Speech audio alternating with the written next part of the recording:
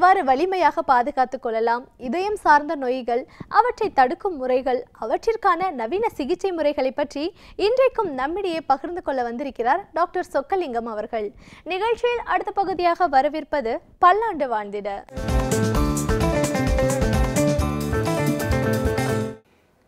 அன்பு நேயர்களே, அந்த முதல்ல சொன்னேன்ல, போன வாரம் சொன்னதில் மாடிஃபைபிள் ரிஸ்க் ஃபேக்டர், நாம் மன வைத்தால் அந்த ரிஸ்க் ஃபேக்டர் அனைத்தும் தவிர்க்க முடியும்.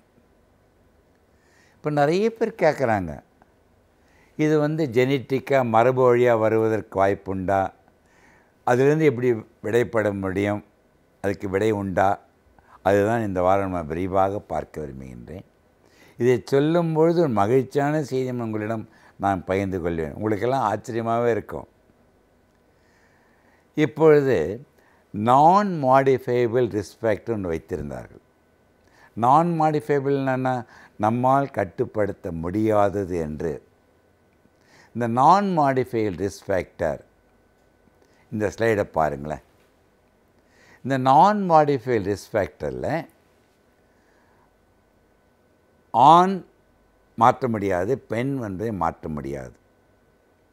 இந்த நான் மாடிஃபைடு ரிஸ்க் ஃபேக்டரில் முக்கியமாக சொல்கிறேன், முந்தியெல்லாம் பெண்களுக்கு 40 வயதுக்கு கீழே மாரடைப்பே வராது.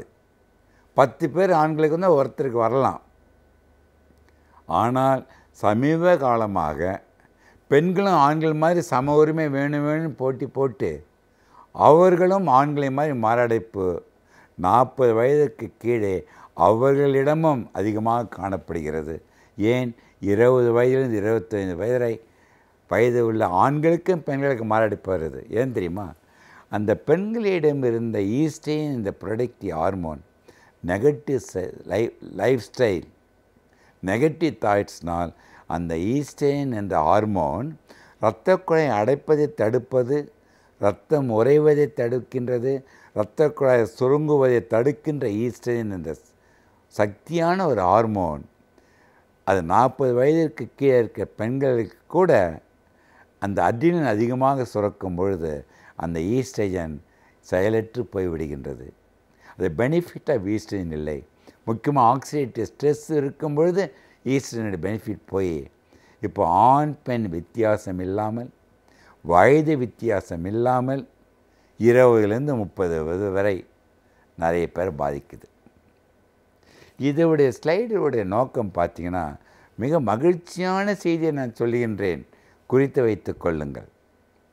இந்த ஹார்ட் அட்டாக், ஸ்ட்ரோக், சர்க்கரை வியாதி, இரத்த கொதிப்பு, இந்த ஸ்டைலில் பார்க்குற மாதிரி ஜெனட்டிக்காக வருவதற்கு வாய்ப்புண்டு. ஜெனட்டிக் ப்ரீடிஸ்போசிஷன், அதை மரபு வழியாக உங்களுக்கு வருவதற்கு உண்டு. உங்கள் அப்பா அம்மாவுக்கு வந்துவிட்டால் உங்களுக்கு ஆல்ரெடி இருக்குது. உங்களுக்கு இருந்தால் நீங்கள் பெற்ற குழந்தைக்கு ஆல்ரெடி நீங்கள் கொடுத்து விட்டீர்கள். அப்பொழுது அதற்கெல்லாம் என்ன விடை உண்டா சொக்கலிங்க? நீ பேசுவது கேட்பதால் எங்களுக்கு பயனுண்டா என்று கேட்கலாம். 6 மாதத்திற்கு முன்பு உலகளவில் கண்டுபிடிக்கப்பட்ட உண்மையை உங்களிடம் அனைவருக்கும் பகிர்ந்து கொள்கிறேன். நீங்கள் அனைவரும் இதை பரப்ப வேண்டும். இன்றையிலிருந்து 9 வருடம் சொக்கலிங்கம் சொல்லுகின்ற வாழ்க்கை முறையை கடைப்பிடிக்க ஆரம்பிக்க வேண்டும். எத்தனை வருடம்? 9 வருடம் கடைப்பிடித்தால் அந்த ஜீன்ஸ், எந்தெந்த ஜீன்ஸ், அந்த சர்க்கரை வியாதி, இரத்த கொதிப்பு, மாரடைப்பு, ஸ்ட்ரோக் என்ற ஜீன்ஸ் 9 வருடத்தில் கரைந்து மறைந்து விடுகின்றது என்று ப்ரூவ் பண்ணப்பட்டது. என்ன சொக்கலிங்க ரொம்ப ஆச்சரியமாக இருக்குதுன்னு சொல்லலாம். இந்த ஜீன்ஸ் எல்லாமே இயற்கையோ கடவுளோ அந்த ஜீனில் உள்ளே வைக்காமல் அந்த ஜீனில் வெளிப்புறத்தில் வைத்திருக்கின்றார். They are known as phenotype or epigenes என்று பெயர். அதில் வெளியில் வைத்திருக்கின்ற ஜீன்ஸ் என்பதால் அந்த ஜீன்ஸ் கான்ஸ்டண்ட்டாக மாறிக்கொண்டே இருக்கும். எப்போ மாறும்?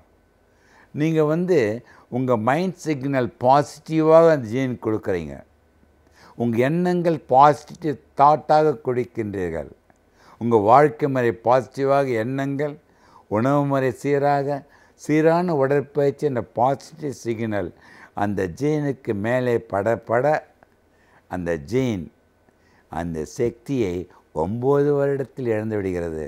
That is known as genetic mutation to positivity.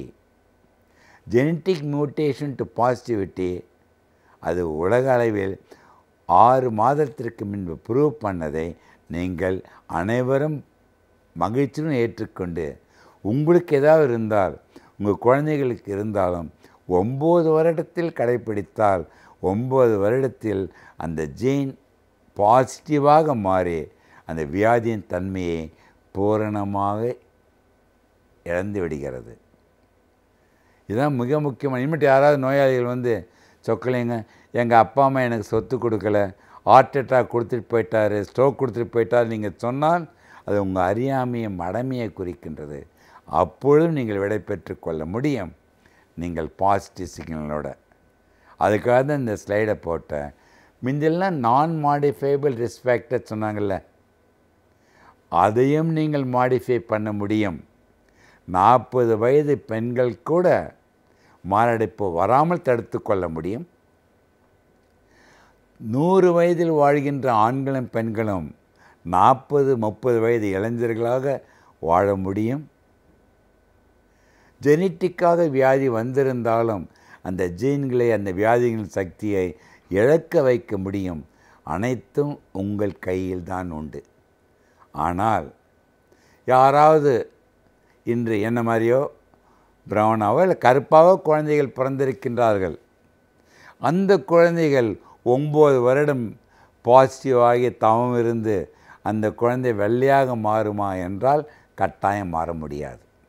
ஏனெனில் அந்த நிறம், உயரம், நகம், முடி அந்த ஜீன்ஸில் வந்து ஆட்டோசாமல் டாமினன்ட் ஜீன். அது வந்து மனதினால், வாழ்க்கை முறையினால் அந்த ஜீன் டீப்பாக இருக்க மாற முடியாது. பட் லக்கிலி உயிர்கொல்லியான ஜீன்ஸை வந்து அப்பொழுதும் ஒரு வாய்ப்பு கொடுக்க அது பெரிஃபீரியல் ஃபீனோடைப் எபிஜீன்ஸ் வைப்பதால் மாறிவிடுகின்றது. சரி, கருப்பாக இருக்கின்ற குழந்தை கூட நிறம் வெள்ளையாக மாறுவதற்கு வாய்ப்பு உண்டு. எப்பொழுது தெரியுமா? பல லட்சம் வருடங்களுக்கு பிறகு அந்த வாழ்கின்ற குழந்தை பல ஜெனரேஷன் கடந்து அது வந்து டெம்பரேட் கண்ட்ரி அமெரிக்காவிலோ குளிர் பிரதேசத்திலோ வாழ பார்த்தீங்கன்னா பல லட்சம் வருடங்களுக்கு முன்னே அந்த ஜீன், டீப் ஜீனை மாறி ஆட்டோசோமல் டாமினன்ட் செக்ஸ்லிங் மாறி அந்த குழந்தைங்க வெள்ளையாக மாறும். அதை பற்றி நம்ம ஏன் கவலைப்படணும்? இப்போ நம்ம ஜெனரேஷன்ஸை காப்பாற்றுவோம். அதற்கு நீங்கள் வாழ்க்கை முறையை மாற்றி அமைத்து உயிர்கொல்லியான பல நோய்களிலிருந்து நீங்கள் விடைபெற கற்றுக்கொள்ளுங்கள். சமூகத்தில் நடக்கும் நிகழ்வுகளில் நாம் கொள்ளத்தக்கவை எவை, தள்ளத்தக்கவை எவை என்பதை பற்றி ஒவ்வொரு நாளுமே நம்மிடையே பேசி அவற்றை நாம் எப்படி எதிர்கொள்ள வேண்டும் என்பதையும் நம்மிடையே பேசி வருகிறார் எழுத்தாளர் மனுஷபுத்திரன் அவர்கள். நிகழ்ச்சியில் அடுத்த பகுதியாக வரவிருப்பது தீதும் நன்றும்.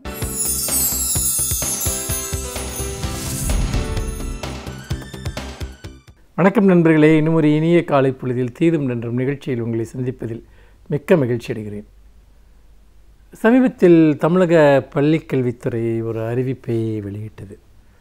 மாணவர்களுடைய மன அழுத்தம் போக்க வாட்ஸ்அப் குரூப்புகளின் மூலமாக விழிப்புணர்ச்சி பிரச்சாரம் மேற்கொள்ளப்படும் என்பதுதான் அந்த செய்தி. கேட்கிற போது மிகவும் இனிமையாக இருக்கிறது. மாணவர்களுக்கு வாட்ஸ்அப் மூலமாக மன அழுத்தத்திற்கு எதிரான அவர்களுடைய விழிப்புணர்வு தரக்கூடிய செய்திகளை பகிர்ந்து விட்டால் அவர்களுடைய மன அழுத்தம் குறைந்துவிடும், அல்லது மன அழுத்தம் காரணமாக அவர்கள் மேற்கொள்ளக்கூடிய பல்வேறு தவறான செயல்பாடுகள், உதாரணமாக தன்னைத்தானே அழித்து கொள்ளுதல், தற்கொலை அல்லது பிறர் மீது செலுத்துகிற வன்முறை, திருட்டு போன்ற பல விஷயங்களிலிருந்து அவர்கள் விடுபட்டு விடுவார்கள் என்று பள்ளிக்கல்வித்துறை நம்புகிறதா என்று எனக்கு தெரியவில்லை. அல்லது அவர்கள் கவனம் சிதறிப்போதல், போதிய மதிப்பெண்கள் எடுக்க முடியாமை போன்ற பிரச்சனைகள் எல்லாம் இதனால் தீர்ந்துவிடும் என்று அவர்கள் நினைக்கிறார்களா என்பதும் தெரியவில்லை. ஏதோ வாட்ஸ்அப் என்பதை ஒரு சர்வரோக நிவாரணி போல இவர்கள் கருதுகிறார்களா என்றும் எனக்கு தெரியவில்லை. மாணவர்களுடைய மன அழுத்தம் என்பது இன்றைக்கு இருக்கக்கூடிய மிகப்பெரிய ஒரு சமூக பிரச்சனை. சமூக பிரச்சனை மட்டுமல்ல, அது ஒரு பொருளாதார பிரச்சனையும் கூட. மாணவர்கள் ஏன் மன அழுத்தத்திற்கு ஆட்படுகிறார்கள்? இதற்கான காரணங்கள் மிகவும் ஆழமானவை, பல்வேறு நிலைகளில் தீர்க்கப்படக்கூடியவை. ஒரு மாணவருடைய மன அழுத்தம் என்பது அவருடைய குடும்ப சூழலிலிருந்து ஏற்படுகிறது. குடும்ப சூழல் என்பது வீட்டில் நிலவக்கூடிய உறவுகள் சார்ந்த விஷயம் மட்டுமல்ல, அந்த குடும்பத்தினுடைய பொருளாதாரம் சார்ந்த விஷயமும் கூட. இன்றைய மாணவர்களுக்கு பல்வேறு விதமான தேவைகள் இருக்கின்றன, அபிலாஷைகள் இருக்கின்றன. பேர் குரூப் ப்ரெஷர் என்று சொல்வார்கள். அதாவது உடன்படிக்கிற மாணவர்களைப் போல தாங்களும் ஆடை அணிய வேண்டும், செலவு செய்ய வேண்டும், உணவகங்களுக்கு செல்ல வேண்டும், ஷூ அணிய வேண்டும், திரைப்படங்களுக்கு செல்ல வேண்டும். இப்படியான பல்வேறு விதமான வாழ்க்கை முறை சார்ந்த ஒரு மன நெருக்கடிகளுக்கு அவர்கள் ஆளாகிறார்கள். அதற்கேற்ற ஒரு குடும்ப சூழல், பொருளாதார ரீதியாக அவர்களை ஆதரிக்கக்கூடிய சூழல் இல்லாத போது அவர்கள் பெரும் நெருக்கடிக்கு ஆளாகிறார்கள். இது ஒரு புறம். இன்னொன்று கல்விச் சூழல். இன்றைய கல்விச் சூழல் என்பது மிகவும் போட்டி நிறைந்ததாக இருக்கிறது. மதிப்பெண் என்கிற ஒரு மிகப்பெரிய ஒரு பந்தயத்தைப் போல, பந்தய குதிரைகளைப் போல இன்றைக்கு மாணவர்கள் செலுத்தப்படக்கூடிய ஒரு அவலத்தை நாம் பார்த்து கொண்டிருக்கிறோம். அப்படிப்பட்ட ஒரு நிலையில் மாணவர்களை நோக்கி நீங்கள் மன அழுத்தம் கொள்ளாதீர்கள் என்றால், அடிப்படையான பிரச்சனை என்பது நம்முடைய கல்வி திட்டத்தில் இருக்கிறது. போட்டி நிறைந்த தேர்வு முறைகள் இருக்கிறது. இதையெல்லாம் நாம் விட்டுவிட்டு மேலும் மேலும் மாணவர்களை அழுத்தத்திற்குள்ளாக்கக்கூடிய வகையில் நீங்கள் கல்வி திட்டத்தினுடைய சவால்களை அதிகரித்து கொண்டே சென்றால், மாணவர்களுடைய மன அழுத்தம் என்பது எப்படி அவர்களிடமிருந்து விடுபடும் என்பதை நீங்கள் சிந்தித்து பார்க்க வேண்டும். இது ஒரு புறம். இன்னொரு புறம் நீங்கள் பார்த்தீர்கள் என்று சொன்னால், சரி, மாணவர்கள் படித்து முடித்து விடுகிறார்கள். படித்து முடித்த பிறகு அவர்களுடைய எதிர்காலம் என்ன என்கிற ஒரு மிகப்பெரிய கேள்வி இங்கு எழுகிறது. அப்படி ஒரு கேள்வி எழுகிற போது, இன்று படித்துவிட்டு வரக்கூடியவர்கள் 90% பேருக்கு வேலை கிடையாது. அல்லது அவர்கள் ஏதாவது வேலை செய்தால் கூட அவர்களுடைய படிப்பிற்கு முற்றிலும் சம்பந்தமே இல்லாத ஒரு பணியில் ஈடுபடுகிறார்கள் என்பதையும் நாம் பார்க்க வேண்டியிருக்கிறது. அப்படி பார்க்கிற போது, ஒன்று நீங்கள் குடும்ப சூழல், பொருளாதார சூழல், கல்வி சூழல், இது எல்லாவற்றையும் கடந்தவர்கள் வந்தால் கூட எதிர்காலம் என்பது அவர்களுக்கு நிச்சயமற்றதாக இருக்கிறது. அப்படி நிச்சயமற்ற ஒரு எதிர்காலத்தின் போது நாம் அவர்களை எப்படி ஒரு மன அமைதி கொண்ட ஒரு தலைமுறையாக உருவாக்க முடியும்? இந்த நிச்சயமின்மை ஒருபுறம் இன்றைய நுகர்வு கலாச்சாரம், கேளிக்கை கலாச்சாரத்தின் விளைவாக மாணவர்கள் எதையாவது ஒன்றை செய்து அவர்கள் தங்களுக்கு தேவையான பொருளை ஈட்டுவதற்கு முயற்சிக்கிறார்கள். இன்னொரு புறம் பார்த்தீர்கள் என்றால், அப்படி செய்ய முடியாதவர்கள் மன அழுத்தத்திற்கு, மனச்சிதைவுக்கு ஆட்படுகிறார்கள். சிலர் தற்கொலைக்கு கூட தூண்டப்படுகிறார்கள். எதிர்காலம் என்பது அவர்களுக்கு இருட்டாக இருக்கிறது. தமிழகத்தில் என்ன நடந்து கொண்டிருக்கிறது என்பதை நீங்கள் பாருங்கள். தமிழ்நாட்டில் வேலைவாய்ப்பின்மை என்பது தலைவிரித்தாடுகிறது. புதிய தொழில்கள் எதுவும் இங்கு தொடங்கப்படுவதில்லை. அதோடு மட்டுமல்லாமல் அரசிற்கும் அதை பற்றி எந்த கவலையும் இல்லை. படித்து வேலையற்றவர்களுக்கு, வேலையில்லாமல் இருப்பவர்களுக்கு வேலைவாய்ப்புகளை உருவாக்குவதோ அல்லது அதற்கேற்ற படிப்புகளை உருவாக்குவதோ நம்முடைய கல்வி திட்டத்தில் இல்லை. ஒருபுறம் பல துறைகளில் வேலைக்கு ஆட்கள் கோரக்கூடிய ஒரு பலகைகளை பார்க்க முடிகிறது. இன்னொரு புறம் வேலையில்லா திண்டாட்டம் தலைவிடுத்து ஆடுகிறது என்று சொன்னால், அன்ஸ்கில்டு லேபர் என்று சொல்வார்கள், திறனற்ற மாணவர்களை உருவாக்குவது தான் இந்த கல்வி முறையினுடைய ஒரே அடிப்படையாக இருக்கிறது. அப்படி பார்க்கிற போது திறன் மிகுந்த ஒரு கல்வியை உருவாக்க தவறிவிட்டோம். இப்படி பல சூழ்நிலையில் வேலைவாய்ப்புகளும் இல்லை, இருக்கிற வேலைவாய்ப்புகளுக்கு தகுந்த மனித வளத்தை உற்பத்தி செய்யக்கூடிய ஒரு கல்வி அமைப்பும் இல்லை என்கிற நிலையில் நிறைய இளைஞர்கள் குற்றச்செயலை நோக்கி இன்றைக்கு ஈர்க்கப்படுகிறார்கள். முக்கியமாக சென்னை நகரம் என்பது இன்று இளைஞர்களுடைய குற்றத்தினுடைய நகரமாக மாறியிருக்கிறது. பல நகரங்களும் கூட இந்தியா முழுக்க அதற்கு விதிவிலக்கல்ல. நீங்கள் ஒருபுறம் சமூக விரோத சக்திகளால் இந்த மாணவர்கள் ஈர்க்கப்படுகிறார்கள். நிறைய கேங் வார் என்று சொல்லக்கூடிய குழு சண்டைகளில் ஈடுபடுவது, பிறரை தாக்குவது, வழிப்பறி செய்வது, திருட்டுகளில் ஈடுபடுவது போன்றதெல்லாம் இன்றைக்கு மாணவர்கள் இளைஞர்களிடம் பரவி வருகின்றன. குறிப்பாக சென்னை போன்ற நகரங்களில் செல்ஃபோன் திருட்டு என்பது பரவலாக இருக்கிறது. இது ஈடுபடக்கூடியவர்கள் எல்லாம் 14 வயதிலிருந்து 18 வயதிற்கு உட்பட்ட சிறார்கள் என்கிற செய்திகள் கூட வருகின்றன. பள்ளி மாணவர்கள் கூட இதில் ஈடுபடுத்தப்படுகிறார்கள் என்கிற செய்திகள் எல்லாம் வருகின்றன. அப்படி பார்க்கிற போது இன்றைக்கு நம்முடைய கல்வி அமைப்பின் மூலமாகவும் குடும்ப அமைப்பின் மூலமாகவும் முற்றாக இன்றைக்கு இளைஞர்கள் மேல் பெரிய கவனம் செலுத்த வேண்டியிருக்கிறது. அவர்களுக்கு ஒரு பெரிய அளவிற்கான ஒரு மனித வாழ்க்கையை பற்றிய ஒரு ஆழமான நுட்பமான பார்வைகளை அவர்களும் ஏற்படுத்த வேண்டியிருக்கிறது. ஆனால் துரதிர்ஷ்டவசமாக நம்முடைய குடும்ப அமைப்பிலும் சரி, கல்வி அமைப்பிலும் சரி, அதற்கான வழிவகைகள் இல்லை. இந்த சூழ்நிலையில் நீங்கள் வாட்ஸ்அப் மூலமாக ஒரு செய்தியை அனுப்பி என்ன செய்ய போகிறீர்கள்? கல்வி அமைப்பை மாற்றுங்கள், மாணவர்களுக்கு எதிர்காலத்தை கொடுங்கள், வேலைவாய்ப்புகளை கொடுங்கள், அவர்களை ஒரு ஆரோக்கியமான தலைமுறையாக வளர்வதற்கான ஆக்கபூர்வமான பணிகளை நீங்கள் செய்யுங்கள் என்பதுதான் இந்த அரசை நோக்கி மக்களுடைய ஒரே வேண்டுகோளாக இருக்கிறது. நிச்சயமாக அப்படி செய்கிற போது ஒரு ஆரோக்கியமான தலைமுறை இங்கு உருவாகும் என்று நான் நம்புகிறேன். மீண்டும் இன்னும் ஒரு புதிய சிந்தனையோடு உங்களை சந்திக்கிறேன். நன்றி, வணக்கம். இப்பகுதியின் மூலமாக ஒவ்வொரு நாளுமே ஒரு துறையை பற்றி நாம் முழுமையாக அறிந்து கொள்வது மட்டுமல்லாமல் அந்த துறையை சார்ந்த வல்லுநர்களின் அனுபவங்களை கேட்கும் பொழுது நமக்கு சுவாரஸ்யமாகவும் இருக்கிறது. அந்த வகையில் இன்றைக்கு நாம் சந்திக்கவிருக்கும் சிறப்பு விருந்தினர் எந்த துறையிலிருந்து வந்து என்ன பயனுள்ள தகவல்களை நம்மிடையே பகிர்ந்து கொள்ள இருக்கிறார் என்பதை கவனிக்கலாம். நிகழ்ச்சியில் அடுத்த பகுதியாக வரவிருப்பது சிறப்பு விருந்தினர்.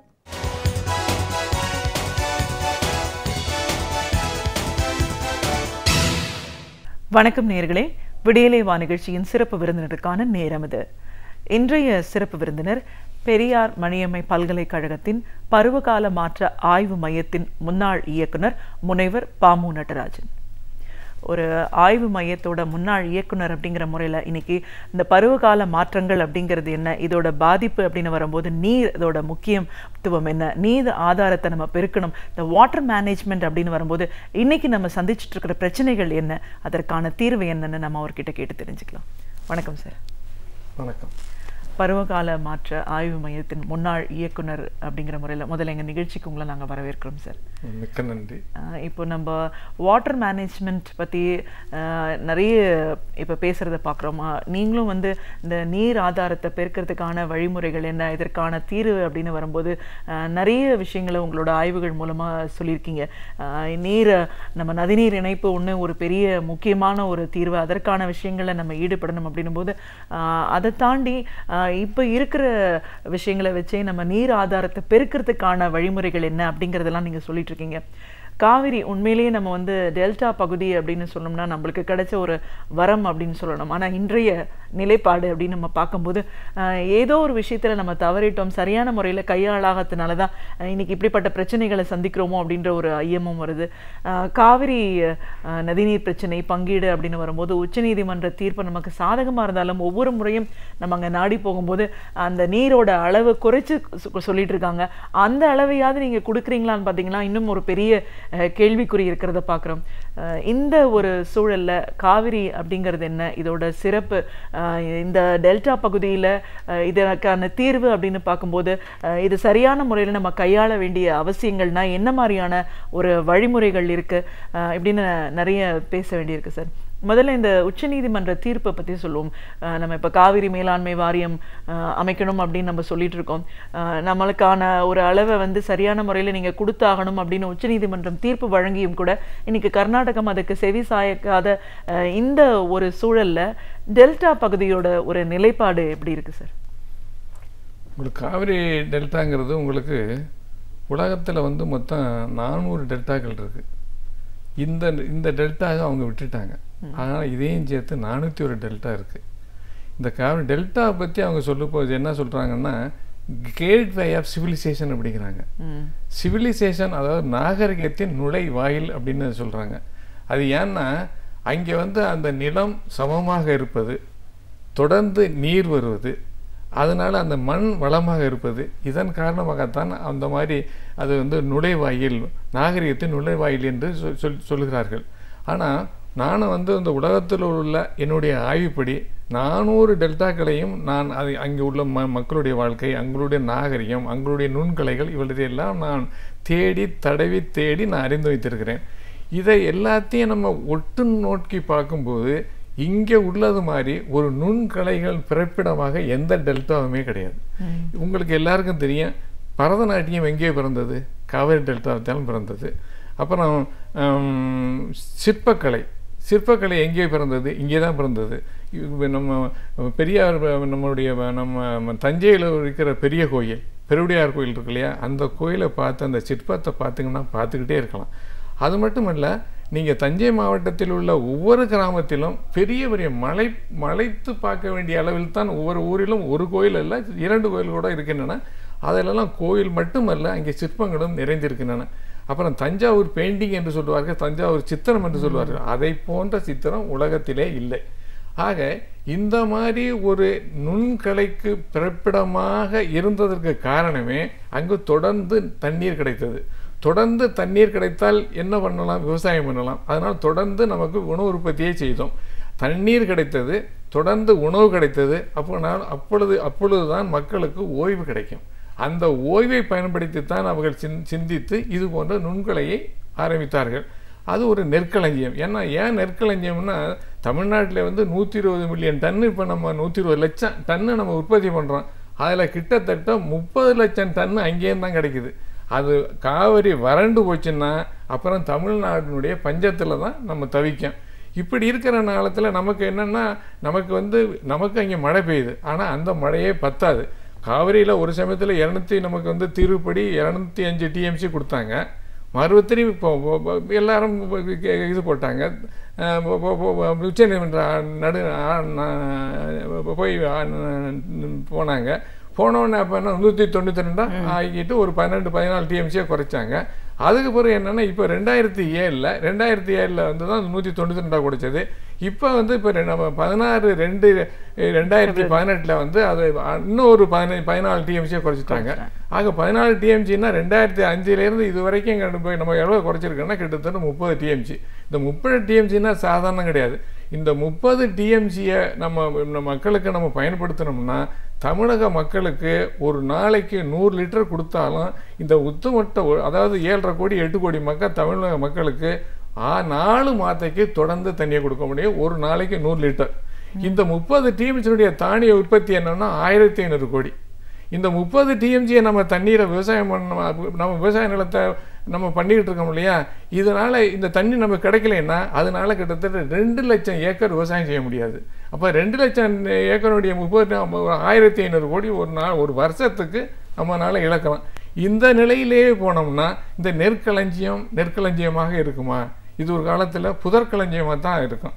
அதனால நம்ம நீர் மேலாண்மை வழிகளை இப்பயாவது நம்ம கடைபிடிக்க வேண்டும். கண்டிப்பா சார். இப்போ அதுக்கான வழிகள் தான் இன்னைக்கு நம்ம வந்து கோர்ட் மூலமா சில விஷயங்களை போராடிட்டு இருக்கோம். அது கிடைக்கல, அது ஒரு பக்கம் நம்ம விட்டுருவோம். இப்போ நீர் மேலாண்மையை பெருக்கணும், டெல்டா பகுதியில் விவசாயம் செழிக்கணும் அப்படின்னு வரும்போது எந்த மாதிரியான ஒரு ரீசோர்சஸ்லாம் இன்னைக்கு அவைலபிளா இருக்கு?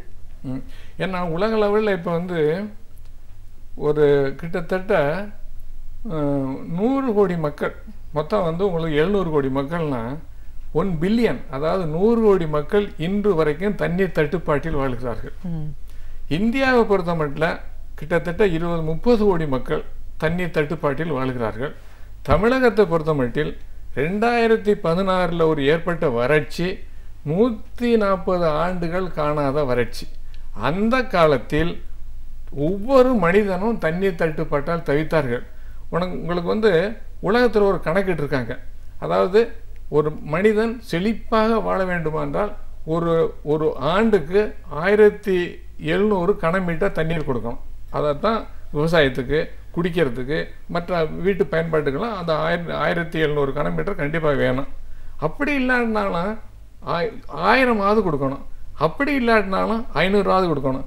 நமக்கு என்ன இப்போவே ஒன்று தனிமனித நீர்வளம் நமக்கு எப்படின்னாக்கா கிட்டத்தட்ட 500 தான். இப்போ 500ன்னா என்னது அப்சல்யூட் வாட்டர் ஸ்கார்சிட்டின்னு அர்த்தம்.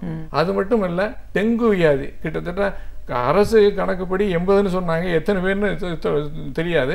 ஆனால் உலக இதில் வந்து பார்லிமெண்ட்டில் என்ன சொன்னாங்கன்னா அந்த 2014 அதிகமான மக்கள் பாதிக்கப்பட்டதும் அதிகமான மக்கள் இறந்ததும் வியாதி, அதாவது டெங்கு நோயினால் இறந்ததும் தமிழ்நாடு என்று சொல்லியிருக்கார்கள்.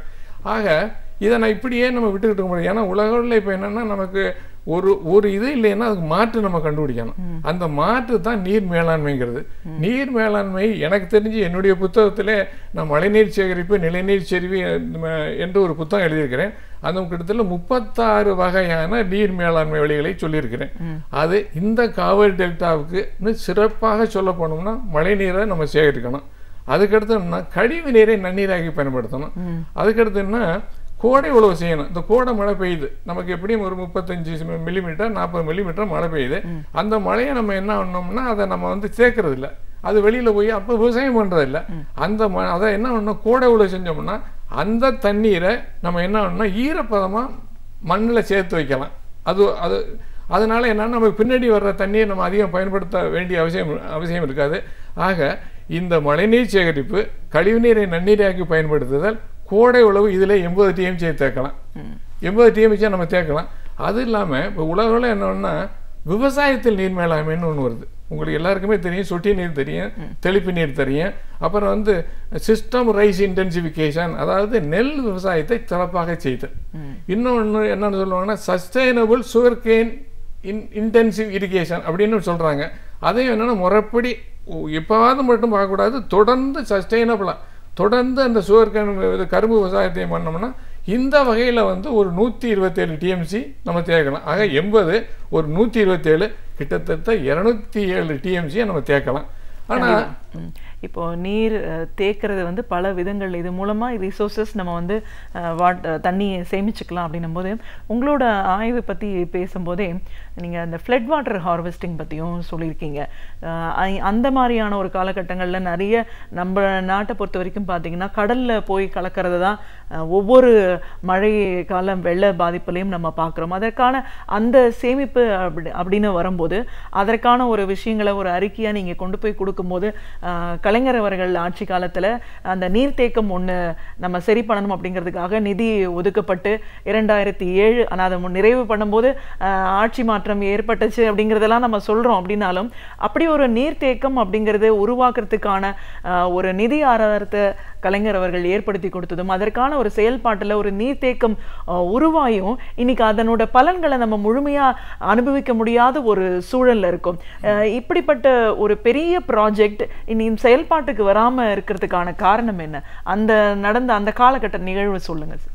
இப்போ நமக்கு வந்து இப்போ வறட்சி ஆண்டுகள் 2016 2013 இது மாதிரிலாம் இருக்குது. ஆனால் நிறைய மழை பெய்யறதும் இருக்குது. எனக்கு தெரிஞ்சு 1977 2015 அதுக்கடுத்து 2017 இதுலலாம் நிறைய மழை பெஞ்சிச்சு. இப்போ இங்கே எவ்வளவு தண்ணி போச்சுன்னா எனக்கு தெரிஞ்ச சில சமயங்களில் 500லேருந்து 1000 டிஎம்சி, அதாவது மேட்டூர் அணை கொள்ளளவில் 5 மடங்கு அல்லது 10 மடங்கு தண்ணி நமக்கு கடலில் போயிருக்கு. சரி, இதையெல்லாம் நான் பார்க்கும்போது நான் வந்து புதுக்கோட்டை மாவட்டத்தை சேர்ந்தவன். அது ஒரு வறட்சி மாநிலம் அல்லது மலை மறைவு பகுதி. அந்த எனக்கு இதையெல்லாம் பார்க்கும்போது எப்போ இந்த தண்ணி எப்படி பயன்படுத்துறது எப்படி பண்ணுறதுன்னு, ஏன்னா எங்கள் அம்மா வந்து மீனாட்சி அம்மா என்ன பண்ணுவாங்க, இந்த விவசாயம் பட்டு போகும்போதெல்லாம் அழுவாங்க. அப்போ எங்கள் அப்பா வந்து என்ன சொல்லுவாங்க, அவங்கள தேத்துவாங்க. ஒரு காலத்தில் என்னன்னாக்கா அந்த அளவுலாம் இருந்துச்சு. ஆனால் 2016 ஏற்பட்ட அந்த அந்த அந்த அந்த விவசாயத்தை பாழ்பட்டு போனதை பார்க்க முடியாத காவேரி டெல்டா மட்டும் பகுதியை மட்டுமல்ல, தமிழ்நாட்டில் கிட்டத்தட்ட 250 பேர் இறந்துருக்காங்க. இதையெல்லாம் பார்க்கும்போது என்னடா பண்ணுறதுன்னு நான் நினச்சேன். இதையெல்லாம் மனசில் வைக்க கொடுத்தா நான் ஓய்வு பெற்ற பிறகு ஒரு அறிக்கை கொடுத்தேன். அதாவது flood water harvesting should be also adapted அப்படின்னு நான் சொன்னேன். அது ஒரு நிகழ்வை கூட பிளானிங் கமிஷனில் ஆரம்பித்தேன். இதை அறிந்த கலைஞர் அவர்கள் உடனே வந்து காவிரி டெல்டாவில் தான் நமக்கு காவிரி டெல்டாவும் தாமிரடியில் தான் நமக்கு நிறைய தண்ணி வீணாக போகுது, இப்போ ஃப்ளட் வாட்டர் வீணாக போகுது. உடனே என்ன பண்ணாரு, ஒரு 3வது நிகழும் போதே 250 கோடி கொடுத்துட்டாங்க. இது 2007ல். ஆமாம், 2007ல் கொடுத்தது. அது 2008ல் கட்டி முடிச்சாச்சு.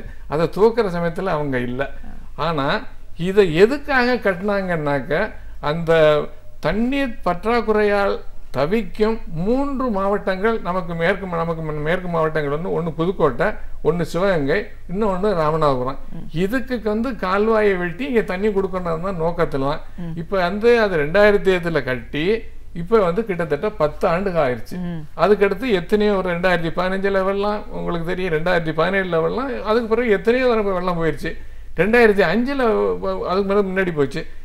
இது வரைக்கும் அந்த தண்ணீரை பயன்படுத்தாதனால இன்னைக்கு வரைக்கும் 2017ல் நிறைய நமக்கு மழை பெஞ்சது. புதுக்கோட்டையில் மழை இல்லை, 50 விழுக்காடு பற்றாக்குறை. ராமநாதபுரத்தில் வந்து 60 விழுக்காடு பற்றாக்குறை. அதே மாதிரி சிவகங்கையில் வந்து 45 விழுக்காடு பற்றாக்குறை. அதாவது 45லேருந்து 60 விழுக்காடு பற்றாக்குறை. இன்னைக்கு கூட அந்த மக்கள் தண்ணீருக்கு சிரமப்படுகிறார்கள் குடிப்பதற்கு. ஒரு மனிதனுக்கு வந்து சஸ்டினன்ஸ் வாட்டர், அதாவது உயிர் வாழ்வதற்குன்னு ஒரு நாளைக்கு 5 லிட்டர் நம்ம கொடுக்கணும். 2016ல் 5 லிட்டர் நம்மளால் கொடுக்க முடியல. அது மாதிரி அந்த இதை பயன்பட்டு இருந்தாக்க இன்னைக்கு வந்து இந்த புதுக்கோட்டை மாவட்டமும் அந்த ஒரு சும்மா ஒன்றும் வாய்க்கால் வெட்டி கொடுக்க வேண்டியதான். வாய்க்கால் வெட்டத்துக்கு இப்போ 2 இருந்தாங்கன்னா அது ஏன்னா நிறைய ரொம்ப தூரத்துக்கு போகணும். ஒரு 6000 கோடி ரூபா தான். இந்த 6000 கோடி ரூபாங்கிறது அரசுக்கு ஒன்றும் பெருசும் கிடையாது, ஒரு பெரிய இது கிடையாது. அதை பண்ணியிருந்தாக்க அந்த மக்கள்லாம் இன்னைக்கு வந்து செழிப்பாக வாழ்வாங்க, விவசாயம் போடுவாங்க, நல்லா சந்தோஷமாக இருக்கலாம். இதை வந்து அடுத்த வந்த அரசு அதை செய்யலை. அது செய்யாததுக்கு நம்ம நம்ம எல்லாம் அதனால நம்ம மக்கள்லாம் வாடுகிறார்கள். அந்த நீர் தேக்கம் வந்து உருவாக்கப்பட்டிருக்கு. அதற்கான கால்வாய்கள் மட்டும்தான் வெட்டாம இருந்துச்சு. அந்த நீர்த்தேக்கத்தை திறந்து வைத்ததே அடுத்த கவர்மெண்ட் தான். அப்படிங்கிற ஒரு சூழல்ல இப்படிப்பட்ட ஒரு திட்டம் மூலமா ஒருவேளை அடுத்து வந்த கவர்மெண்ட்டும் ஒரு தொடர்ச்சியா வந்த ஒரு ஆட்சியும் இந்த திட்டத்தை நிறைவு செஞ்சிருந்தா என்ன மாதிரியான ஒரு பலன்கள் மக்களுக்கு கிடைச்சிருக்கும்? இப்போ என்ன இப்போ இன்னைக்கு கூட 2017 வந்து 2014 ஏற்பட்ட பஞ்சம் 2017 அங்கே பஞ்சம் தான். அந்த 3 மாவட்டத்துல இன்னைக்கு பஞ்சம், குடிக்கிறதுக்கு தண்ணி இல்லை, இன்னைக்கு பஞ்சம். இப்போ அவங்கெல்லாம் வந்து என்னன்னா அதாவது காலி குடங்களை எடுத்துக்கிட்டு எங்கடா தண்ணி கிடைக்கிறதுன்னு தெரியல. அது மாதிரி மக்கள்லாம் அலையிறாங்க. பெண்கள், குழந்தைகள், நம்ம அம்மாக்கள், அப்பாக்கள் எல்லாரும் அலையிறாங்க. அப்போனா விவசாயத்துக்கு என்ன பண்ண முடியும்? மாட்டுக்கு தீனி கிடையாது. வயல்ல இருந்தால் தானே தீனி கொண்டாந்து போடணும், அதை முடியல. அதுக்கு வந்து வெளி இடத்துல போய் மாட்டையெல்லாம் அதாவது அடிமாட்டு விலைன்னு சொல்லுவாங்க. அந்த மாதிரி அதையெல்லாம் விற்றுட்டு அவங்கெல்லாம் இப்போ ரொம்ப சிரமப்படுறாங்க. விவசாயத்துக்கு விவசாயம் இல்லாதனால அவங்களுக்கு வேண்டிய தானியெல்லாம் போய் கடன் வாங்கி நகையை விற்று நகையை அடமானம் வச்சு இப்படித்தான் இப்போ இந்த 3 மாவட்டத்திலையும் இப்போ வாழ்ந்து கொண்டிருக்கிறார்கள். ஆனால் எப்போ ஒரு திட்டம் வந்து எனக்கெல்லாம் நான் ஒன்றாலும் அமெரிக்காவுக்கு அடிக்கடி போகிறேன். ஒரு அரசு ஒன்று செஞ்சுச்சுன்னா அந்த அரசு அதை வந்து உடனே கடைப்பிடிப்பாங்க. நான் ஒரே ஒரு செய்தியை மட்டும் நான் ஒரு சொல்ல விரும்புகிறேன். நான் வந்து கலிஃபோர்னியாவில் போய் கிட்டத்தட்ட ஒரு 6 மாதம், கிட்டத்தட்ட 1 வருஷம் கூட தங்கிடுறேன். கலிஃபோர்னியா மாநிலத்தினுடைய தென்பகுதிங்கிறது லாவன், வடக்கு பகுதி வந்து சான் பிரான்சிஸ்கோ, அங்கெல்லாம் நிறைய மழை பெய்யுது. அதான் 450-500 மில்லிமீட்டர் மழை பெய்யுது. இங்கே எப்படின்னாக்கா 100 மில்லிமீட்டர் தான் மழை. 100 மில்லிமீட்டர் தான் 4 இன்ச்சு. 4 இன்ச்சு பெய்கிற இடத்துல ஒரு நாள் கூட அந்த கிச்சன் டேப்போ அல்லது வந்து ஹைட்ரோ பவர் லைன், அதாவது புனல் மின்சாரம் வருது இல்லையா, அந்த லைனை ஒரு நாள் ஒரு நொடி கூட அது வந்து ஃபெயிலியர் ஆகலை. எனக்கு ரொம்ப ஆச்சரியம். அப்போ தான் எனக்கு தெரிஞ்சுது அந்த கொலராடோ ரிவர்னு ஒரு பெரிய ஆறு மேற்கு கடற்கரை ஓரத்தில், அமெரிக்கன் மேற்கு கடற்கரை ஓரத்தில் 7 மாநிலங்களை பாயுது. இது என்ன பண்ணாங்க, 1992 1992 கொலராடோ கம்பேக்ட், 1992 கொலராடோ கம்பேக்ட்னா ஒரு சட்டம். அந்த சட்டப்படி பகிர்ந்துக்கிட்டு அதை 45 தான் அவங்க எல்லாத்தையும் எங்குமே தண்ணியை பகிர்ந்துக்கிற முழுவுக்கு அவங்களுக்கு பண்ண முடிஞ்சுது. அப்படி பண்ணதுனால 2012 2016ங்கிறது ஒரு பெரும் மாபெரும் வறட்சி. அதுக்கு பேர் மெகா ட்ரவுட்னு சொல்கிறாங்க. அந்த பகுதியே காணாத அளவுக்கு அந்த பகுதி சந்தித்த ஒரு பெரிய வறட்சி. அந்த வறட்சியில் கூட ஒரு நொடி கூட புனல் மின்சாரமோ தண்ணீரோ தடைப்படவே இல்லை. அந்த தண்ணீரை அவங்க சேமிச்சுக்கிட்டாங்க. இப்போ நமக்கு வந்து தண்ணீரே இல்லையா? நீர் மேலாண்மைங்கிறது நான் சொன்னேன், ஒரு 207 டிஎம்சி நம்ம தேக்கலான்னு. ஒரு 270 டிஎம்சி தேக்கலாம். இதுக்கு எத்தனை வருஷம் வேணும்? எவ்வளவு செலவுப்படணும்? கிட்டத்தட்ட 20 வருஷம் ஆகும். இதுக்கு எவ்வளோ செலவு? 2-3 லட்சம் கோடி வேணும். இப்போ இருக்கிற அரசனால இப்போவே நமக்கு வந்து 3 லட்சத்துலேருந்து 4 லட்சம் நம்ம நமக்கு கடன் இருக்குது.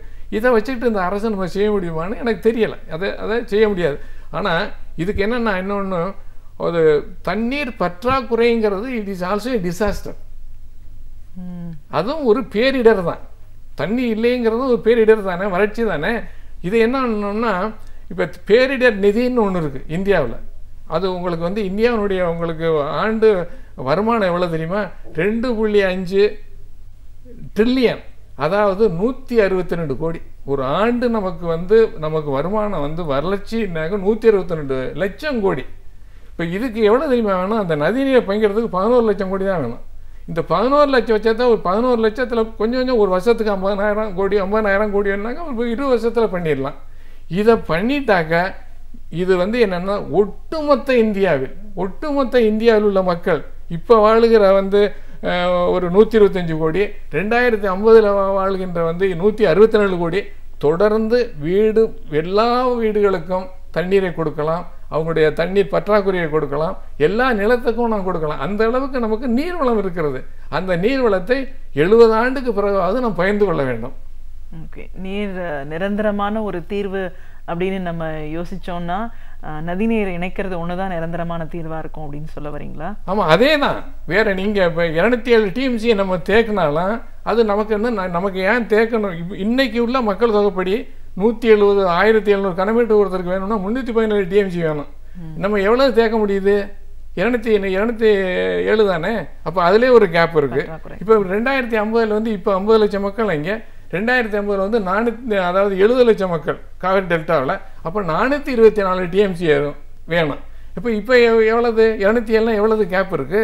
இந்த கேப்பை எப்படி நிரப்பணும்னா இதுக்கு கேப்பை இதை வந்து நிரப்பணத்துக்கு நம்ம முயற்சி பண்ணணும். ஆனால் இதையே தீர்வாக பண்ண முடியாது. அப்படி ஏன்னா 20 வருஷம் ஆகும்.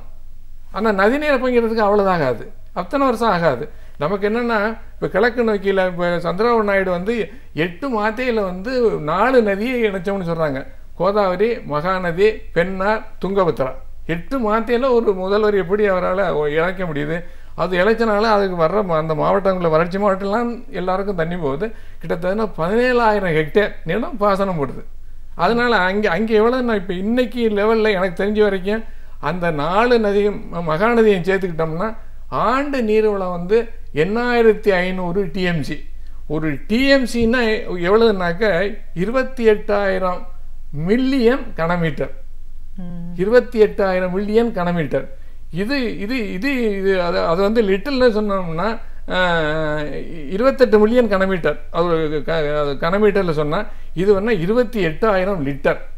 இந்த 28,000 லிட்டர் வந்து ஒரு ஆளுக்கு 100 லிட்டர் கொடுத்தோம்னாக்க ஒரு வருஷத்துக்கு தொடர்ந்து கொடுக்கலாம். அல்லது தமிழ்நாட்டு மக்களுக்கு வந்து 4 நாளைக்கே ஒரு 100 லிட்டர் மூலமாக கொடுக்கலாம். அவ்வளவு வந்து அதனுடைய தானிய உற்பத்தி மட்டும் அதனுடைய தானியம் உற்பத்தி மட்டும் 50-100 கோடி ரூபா ஒரு டிஎம்சிங்கிறது. அந்த மாதிரி அவ்வளவு தண்ணி அங்கே இருக்குது. இன்னைக்கு லெவலில் கிட்டத்தட்ட 5,300 டிஎம்சி கடலுக்கு போகுது அந்த 5 நதிகள்லையும். அந்த நதிகளில் இப்போ 2050 வந்து 4,300 டிஎம்சி கடலில் போகுது. அதாவது மேட்டூர் நரவின் நமக்கு தேவை இருக்கு இல்லையா? நமக்கு இப்போ எப்போ காவிரி டெல்டாக்கு இப்போ நமக்கு தேவை இருக்கு இல்லையா? 424 சொன்னால 2050 அதை விட இப்போ 15 மடங்கு கடலில் போகுது. 2050 வந்து 10 மடங்கு கடலில் போகுது. இதெல்லாம் இது இந்த தண்ணி என்ன நமக்கு பயன்? கடலில் போகிறதுனால இங்கே மக்கள் இவ்வளோ சிரமப்படுறாங்களே, அவங்களுக்கு பயன்படுத்தணும் அந்த சிரமங்கள்லாம் ஒழியும் இல்லையா? அதனால் நமக்கு கங்கையிலிருந்து தான் தண்ணி வரணும்னு கிடையாது. இங்கே கிழக்கு நோக்கி போய் இந்த மகாநதி, கோதாவரி, கிருஷ்ணா, பெண்ணார் இந்த 4 நதியிலையும் போகிற இப்போ போகிற 5,300 டிஎம்சியோ அல்லது 2050 போகிற 4,300 டிஎம்சியோ நம்ம பயன்படுத்தினோம்னா தொடர்ந்து நமக்கு வந்து நம்மளுடைய அந்த தண்ணீர் பிரச்சனை போய் இங்கே மக்கள் செழிப்பாக வாழ்வார்கள். தண்ணீர் தரித்திரமே ஒழிந்து விடும். இன்றைய சூழலில் தமிழகத்தை பொறுத்த வரைக்கும் இந்த டெல்டாவை காப்பாற்றணும், அந்த ஒரு பழைய நிலைக்கு இதை மாற்றணும் அப்படின்னு சொல்லும்போது இன்றைய சூழலில் அரசாங்கம் துரிதமாக செய்ய வேண்டிய விஷயங்கள் என்ன? இப்போ இன்னைக்கு வரைக்கும் எனக்கு துரிதமாக செய்யணும்னாக்கா உங்களுக்கு தெரியும், நம்ம தமிழ்நாட்டில் கிட்டத்தட்ட 40,000 விவசாய ஏரிகள் இருக்குது. அந்த விவசாய ஏரிகள் வந்து குறைச்சலாக இருக்கிறது காவிரி டெல்டாவில் தான். காவிரி டெல்டாவில் எனக்கு காவிரி டெல்டாவை 3 தான் பிரிச்சுக்கலாம். மேலே வந்து காவிரி ஆற்றுப்படுகை, மிடில் அதாவது சென்ட்ரலில் வந்து வெண்ணாற்றுப்படுகை, அதுக்கு கீழே ஜிஏ கெனால் ஏரியான்னு ஒன்று வரும், கிராண்ட் அணைக்கட்டல் கமாண்ட் ஏரியான்னு சொல்கிறது, கல்லணை கால்வாய் பகுதின்னு சொல்கிறது. ஆக 3 பகுதி. இந்த கல்லணை கால்வாய் பகுதியில் கிட்டத்தட்ட 62 ஏரிகள் இருக்குன்னா இந்த ஏரிகளுடைய கொள்ளளவு 5 டிஎம்சி. அதுக்கு மேலே அதில் தேக்க முடியாது.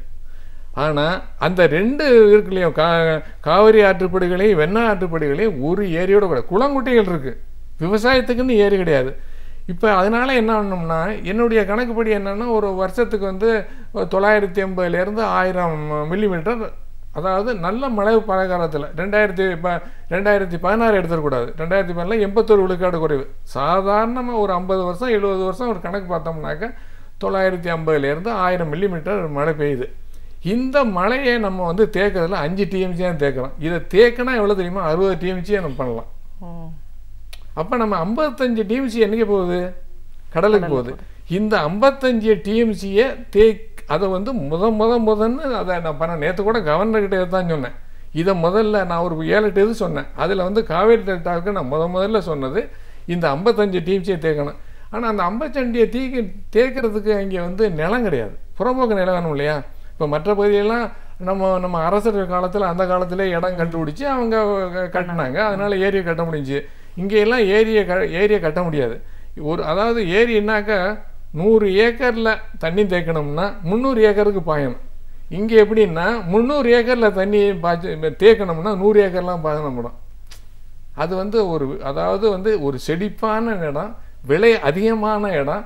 அது மட்டும் இல்லை, ஒரு விவசாயிக்கு வந்து தனிப்பட்ட ஆளுக்கு எவ்வளவு அங்கே பர் கேபிட்டல் லேண்ட் ரிசோர்ஸ்ன்னு சொல்கிறது. ஒரு தனி ஆளுனுடைய நில அளவுனாக்கா லெஸ் தான் 1 ஹெக்டேர், 0.5லேருந்து 0.8 வரைக்கும் தான். இப்படி 80 விழுக்காடு விவசாயிகளுக்கு அவ்வளோதான் இருக்குது. இவங்கெல்லாம் அவங்களுக்கு வந்து வாழ்வாதாரம், அதை கட்டுறதுக்கு இவ்வளவு நிலம் வேணும்னா இங்கே நிலம் கிடையாது. ஆனால் என்னுடைய இதுபடி என்னன்னாக்கா பண்ணைக்குட்டைகளை கட்டலாம். பண்ணைக்குட்டையில் என்ன விவசாயினுடைய நிலத்திலே அவங்க அங்கே அமைக்க சொல்கிறது. அதுக்கு வந்து அவனா நிலத்தை நம்ம எடுத்துக்கிறோம் இல்லையா, அந்த நிலத்துக்குள்ள பணத்தை கொடுத்துடணும். அந்த பண்ணைக்குட்டையும் நம்மளே கட்டணும். அப்படின்னா ஒரு 1 மில்லியன், அதாவது 10 லட்சம் குட்டைகளை, என்னுடைய கணக்குப்படி 10 லட்சம் குட்டைகளை கட்டினோம்னா அதை வந்து என்னன்னாக்கா 55 டிஎம்சியை நம்ம தேக்கலாம். இந்த 55 டிஎம்சியை தேக்கினாக்க உங்களுக்கு, நான் ஒரு விவசாயிங்கிற மகனுங்கிறனால நான் சொல்கிறேன், பெரும்பாலும் வந்து பயிர் பட்டு போகிறதே கடைசியில் ஒரு தண்ணிப்பாடு 2 தண்ணிப்பாடும்பாங்க. அதாவது வந்து ஒரு 4 இன்ச்சு முதல்ல தேக்கிறது, வயலுக்கு விடுறது, அடுத்த தடவை வந்து 4 இன்ச்சு விடுறது. அந்த 2 தானே தண்ணி விட்டால் நெல் விளைஞ்சிடும். அதுக்கு முன்னாடியெல்லாம் நமக்கு மழை பருவத்தில் பெய்யும். அந்த கடைசி நேரத்தில் பெரும்பாலான பயிர் பால்பாடு விடுறதே இதனால தான். அந்த மாதிரி நம்ம பண்ணிட்டோம்னா இந்த இனிமையெல்லாம் எதிர்காலத்தில் வந்து என்னன்னா சூசைடு இருக்காது. நீர் மேலாண்மை அப்படின்னு வரும்போது காவிரி டெல்டா பகுதி எந்த அளவுக்கு ஒரு வளமானது, நம்மளுக்கு வரலாறு படைத்த இடம் இன்றைக்கி எந்த ஒரு நிலைக்கு போயிட்டுருக்கு. இதில் ஒரு மாற்றம் அப்படின்னு வரும்போது பெரிய அளவில் நதிநீர் இணைப்பு ஒரு தீர்வாக இருக்கும். அப்படின்னாலும் இன்றைய சூழலில் என்ன மாதிரியான ஒரு விஷயங்களை நம்ம இன்னைக்கு கடைபிடிக்க வேண்டிய அவசியம் இருக்குது? அதெல்லாம் பண்ணும்போதே பலவிதமான மாற்றங்கள் விவசாயியோட வாழ்க்கையில் ஏற்படுறதுக்கான ஒரு வாய்ப்பு இருக்குது அப்படின்னு உங்களோட பார்வையில் பல விஷயங்களை எங்களோட நீங்க பகிர்ந்ததுக்கு நன்றி. நன்றி. இதுவரை நாம் அறியாத அரிய உண்மைகளை அழகிய தமிழில் தொகுத்து ஒவ்வொரு நாளுமே இனிமையாக வழங்கி கொண்டிருக்கிறார் பேராசிரியர் சுபவீர பாண்டியன் அவர்கள். இன்றைக்கு நமக்காக என்ன தகவல்களை கொண்டு வந்திருக்கிறார் என்பதை கவனிக்கலாம். நிகழ்ச்சியில் அடுத்த பகுதியாக வரவிருப்பது ஒன்றே சொல் நன்றே சொல்.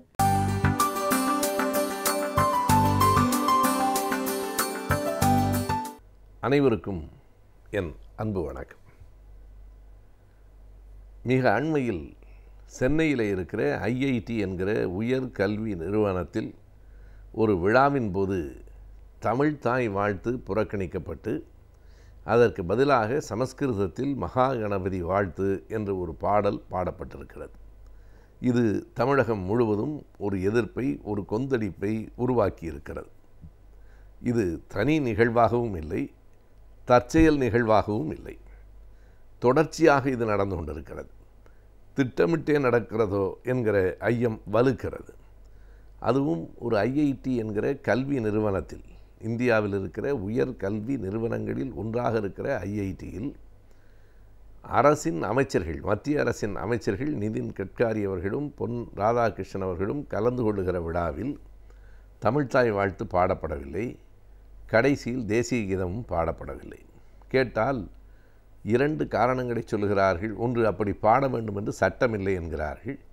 இரண்டாவது, அந்த வாழ்த்து பாட வந்த மாணவர்கள் அவர்கள் விருப்பத்திற்கு பாடிவிட்டார்கள் என்கிறார்கள். 2 கூற்றுகளுமே ஏற்கத்தக்கதாக இல்லை என்பதோடு 2ம் நம்மை அவமானப்படுத்துவதாகத்தான் இருக்கிறது. எல்லாவற்றுக்கும் சட்டம் போட்டு கொண்டிருக்க வேண்டும் என்று சொல்ல முடியாது. சட்டம் என்பது ஒன்று, மரபு என்பது இன்னொன்று. அரசு விழாக்களில் தமிழ்த்தாய் வாழ்த்து பாடப்பட வேண்டும் என்பது 1970களிலிருந்து தமிழ்நாட்டில் இருந்து வருகிற மரபு. அந்த மரபை இப்போது உடைக்க வேண்டிய தேவை என்ன? அதுவும் ஒரு அமைச்சர் கலந்து கொள்ளுகிற விழாவில் அது முறைப்படி பின்பற்றப்பட வேண்டாமா? இல்லை, பாட வந்த மாணவர்கள் தங்களின் விருப்பத்திற்கு பாடிவிட்டார்கள் என்றால் தமிழ்த்தாய் வாழ்த்து என்பது அவரவர் விருப்பத்திற்கு பாடுகிற பாடல் இல்லை. நாளைக்கு இன்னொருவர் வந்து இன்னொரு பாடலை பாடினால் அதை ஏற்றுக்கொள்வார்களா? மாணவர்கள் பாடுவது தான் பாட்டு என்றால் கொலைவாளினை எடடா மிகு கொடியோர் செயல் அறவே குகைவாழ் ஒரு புடியே உயர் குணமேவிய தமிழா என்று திராவிட கவிஞன் பாரதிதாசன் பாடிய பாடலை யாராவது பாடினால் மாணவர்கள் பாடிவிட்டார்கள் தமிழ்த்தாய் வாழ்த்துக்கு பதிலாக என்று சொல்ல முடியுமா? எல்லாவற்றுக்கும் ஒரு மரபு இருக்கிறது, ஒரு ஒழுங்கு முறை இருக்கிறது. நீங்கள் அந்த நேரத்தில் பாட வேண்டிய பாடல் எது என்பது தீர்மானிக்கப்பட்டிருக்கிற ஒன்று. வேண்டுமானால் கலை நிகழ்ச்சி நடக்கிற போது எந்த பாடலை வேண்டுமானாலும் பாடலாம். அதை விட்டுவிட்டு அமைச்சர்கள் கலந்து கொள்ளுகிற விழாவில் இப்படி பாடுவது வேண்டுமென்றே திட்டமிட்டு தமிழை அவமதிக்கிற புறக்கணிக்கிற ஒன்றாக இருக்கிறது. அவர்கள் தேசிய கீதத்தையும் சேர்த்தே அவமதித்திருக்கிறார்கள். அந்த பாடலையும் பாடவில்லை. தமிழ் வேண்டாம், வங்க மொழியில் இருக்கிற அந்த பாடலும் வேண்டாம், சமஸ்கிருதம் மட்டும்தான் வேண்டுமென்று சொன்னால் சமஸ்கிருதம் யாருடைய தாய்மொழியோ, எந்த மாநிலத்தின் தாய்மொழியோ அங்கு போய் அவர்கள் பாடலாம். தமிழ்நாட்டில் சமஸ்கிருதத்துக்கு என்ன வேலை? ஏன் நீங்கள் சமஸ்கிருதத்தை படிக்கிறீர்கள்? அதுவும் இன்னொரு மொழிதானே என்றால் இன்னொரு மொழிதான். அது பழைய மொழி என்பது வேறு, ஆனால் மக்கள் மொழியாக இல்லை. நாங்கள் ஏன் அதை புறக்கணிக்கிறோம் என்றால் அந்த மொழியின் மீது வெறுப்பினால் அல்ல, எங்கள் மீது ஆதிக்கம் செலுத்த விரும்புகிற எந்த ஒன்றின் மீதும் எங்களுக்கு எதிர்ப்பு வருவது இயற்கை தானே. யார் ஒருவரும் என் மீது ஆதிக்கம் செலுத்த விரும்பினால் அந்த ஆதிக்கத்தை உடைத்து தகர்க்க வேண்டும் என்று நினைக்கிற அந்த விடுதலை தாகம் யார் ஒருவருக்குள்ளும் இருக்க வேண்டிய உணர்வு தானே. ஆகையினாலே தான் சமஸ்கிருதம் என்பது நமக்கு நட்பாக வருகிற மொழியாக இல்லை, நம்மீது ஆதிக்கம் செலுத்த வருகிற மொழியாக இருக்கிறது என்பதால் அதனை கண்டிப்பாய் புறந்தள்ள வேண்டிய கோபம் நமக்கு இருக்கிறது. அது மட்டுமில்லை, யாரெல்லாம் சமஸ்கிருதத்தை உயர்த்தி பிடிக்கிறார்களோ அவர்கள் தமிழ் மொழியை மிக குறைத்து மதிப்பிடுகிறார்கள், கொச்சைப்படுத்துகிறார்கள். மறைந்த பெரிய சங்கராச்சாரியார் தெய்வத்தின் குரல் என்னும் தன்னுடைய நூலில் தமிழ் ஒரு நீச்ச பாஷை என்று எழுதி வைத்திருக்கிறார். நீச்சம் என்றால் இடிவு, நீச்ச பாஷை என்று எழுதி வைத்திருக்கிறார்கள் என்று சொன்னால் எந்த அளவுக்கு தமிழ்நாட்டில் வாழ்ந்து கொண்டு தமிழ் மொழியை அவர்கள் அவமதிக்க முயற்சிக்கிறார்கள் என்பதை நாம் பார்க்கிறோம். எனவேதான் அதன் தொடர்ச்சியாக, அதனால்தான் நான் தொடக்கத்திலேயே சொன்னேன், இது தனி நிகழ்வும் இல்லை, தற்செயல் நிகழ்வும் இல்லை, திட்டமிட்டு நடத்தப்படுகிற, தொடர்ந்து நடத்தப்படுகிற ஒரு பெரிய தாக்குதலாக இருக்கிறது. ஆகையினாலே தமிழை புறக்கணித்துவிட்டு அந்த இடத்தில் சமஸ்கிருதத்தை உட்கார வைக்க வேண்டும் என்று விரும்புகிறார்கள். சமஸ்கிருதம் அந்த தகுதி உடையதாக இருக்கிறதா? சமஸ்கிருதம் மக்களால் பேசப்படுகிறதா? வேண்டாம். சமஸ்கிருதத்தை தூக்கி பிடிக்கிற அந்த 3% பேர் கூட தங்களுக்குள் சமஸ்கிருதத்தில் என்றைக்காவது பேசிக்கொள்கிறார்களா? சங்கர மடத்தில் கூட பெரிய சங்கராச்சாரியாரும் சின்ன சங்கராச்சாரியாரும் என்றைக்காவது சமஸ்கிருதத்தில் உட்கார்ந்து உரையாடி இருக்கிறார்களா? சமஸ்கிருதம் மக்கள் மொழியாக இல்லை, சமஸ்கிருதம் உரையாடக்கூடிய மொழியாக இல்லை, சமஸ்கிருதம் புரிகிற மொழியாக இல்லை, சமஸ்கிருதம் நடைமுறையில் எங்குமே இல்லை என்பதுதான் உண்மை. அதற்கு மிகச்சிறந்த எடுத்துக்காட்டு சென்னை மயிலாப்பூரில் சமஸ்கிருத கல்லூரி என்று ஒரு கல்லூரி இருக்கிறது. அந்த கல்லூரியை போய் பார்த்தால் அந்த வாயிலில் என்ன எழுதப்பட்டிருக்கிறது தெரியுமா? சான்ஸ்கிரிட் காலேஜ் என்று ஆங்கிலத்திலும் சமஸ்கிருத கல்லூரி என்று தமிழிலும் எழுதப்பட்டிருக்கிறதே தவிர சமஸ்கிருதத்தில் எழுதப்படவில்லை.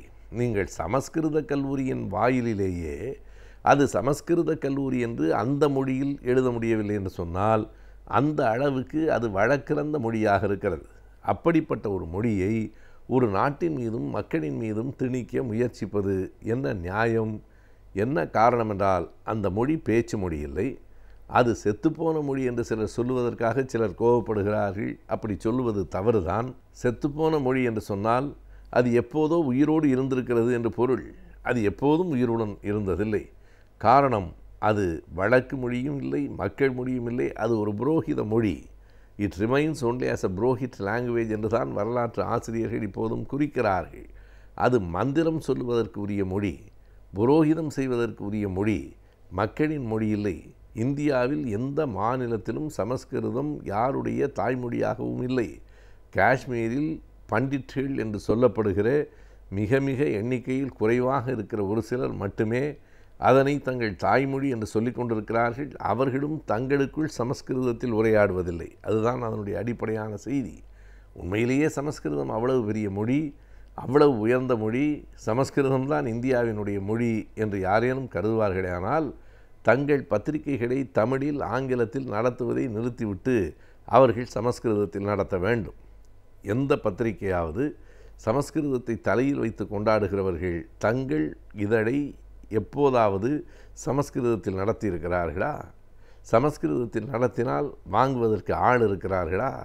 சமஸ்கிருதத்தில் நடத்தி அவர்களால் பத்திரிகையை கொண்டு போக முடியாது. எனவே வயிற்று பிழைப்புக்கு தமிழ், வாழ்த்துவதற்கு சமஸ்கிருதம் என்று சொன்னால் இதைவிட நம்மை இழிவுபடுத்துவதற்கு வேறு என்ன முறை இருக்கிறது? அதுவும் ஐஐடி என்பது இந்தியன் இன்ஸ்டிடியூட் ஆஃப் சயின்ஸ் என்பது அது அறிவியல் தொழில்நுட்பத்திற்கான ஒரு மிகப்பெரிய ஒரு கல்வி நிறுவனம். அப்படி அறிவியல் தொழில்நுட்ப கல்வி நிறுவனத்தில் சமஸ்கிருதத்தில் பாட வேண்டிய தேவை என்னவாக இருக்கிறது? அது இந்துக்களினுடைய மொழி, இந்துக்களினுடைய கடவுள்களை வாழ்த்தி பாடுகிறோம் என்று திரும்ப திரும்ப சொல்லுவதெல்லாம் வெகு மக்களை ஏமாற்றுவதற்காகத்தான். என்ன காரணம்? அது எந்த வெகு மக்களின் மொழியாகவும் இல்லை. எந்த சமஸ்கிருதத்தையும் இந்துக்கள் யாரும் பேசவே இல்லை. இந்துக்களை உண்மையில் அந்த மிக குறைந்த சதவீதமாக இருக்கிறவர்களிடமிருந்து நாம் காப்பாற்ற வேண்டியிருக்கிறது. நாம் நம்முடைய முழக்கத்தை கூட சில நேரங்களில் மாற்றி சொல்ல வேண்டியிருக்கிறது. அனைத்து சாதியினரும் அர்ச்சகராக வேண்டும் என்பதை கூட இனிமேல் அனைத்து இந்துக்களும் அர்ச்சகராக வேண்டும் என்று சொல்ல வேண்டும். இந்துக்களுக்காகவும் நாம் போராடுகிறோம், அவர்களின் உரிமைகளுக்காகவும் போராடுகிறோம். இந்து என்ற ஒரு மதம் இருக்கிறதா இல்லையா என்பது வேறு. ஆனால் இந்துக்கள் என்று தங்களை நம்பிக்கொண்டிருக்கிற மக்களின் உரிமைகளுக்காகவும் நாம் போராட வேண்டும். அவர்களின் சொத்துக்களை, கோயில் சொத்துக்களை நாம் காப்பாற்ற வேண்டும். இந்துக்கள் என்கிற பெயரில் யாரோ ஒரு சிலர் மொத்த சொத்துக்களையும் எடுத்துக்கொண்டு போவதும் மொத்த பண்பாட்டு படையெடுப்பையும் நடத்துவதும் ஒரு நாடும் நியாயமானதில்லை, நாகரிகமானதில்லை. ஆகையினாலே இப்போதுதான் விழிப்போடு இருந்து நாம் நம்முடைய வெகு மக்களை, நம் சொந்த சகோதரர்களை, இந்துக்கள் என்று கருதி கொண்டிருக்கிற மக்களை காப்பாற்ற வேண்டிய கட்டத்தில் இருக்கிறோம். எனவே அவர்களின் பெயரால் சமஸ்கிருதத்தை கொண்டு வந்து திணிப்பது எந்த விதத்திலும் ஏற்றுக்கொள்ள முடியாதது.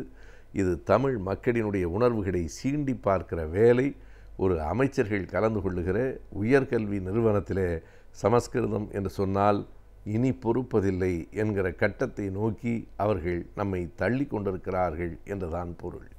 ஒரு நாட்டின் குடிமகனாக அந்நாட்டின் அடிப்படை சட்டங்களை பற்றி அறிந்திருக்க வேண்டியது அவசியமாகிறது.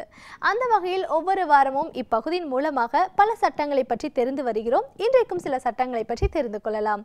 நிகழ்ச்சியில் அடுத்த பகுதியாக வரவிருப்பது ஆலோசனை நேரத்தில் சட்டம்.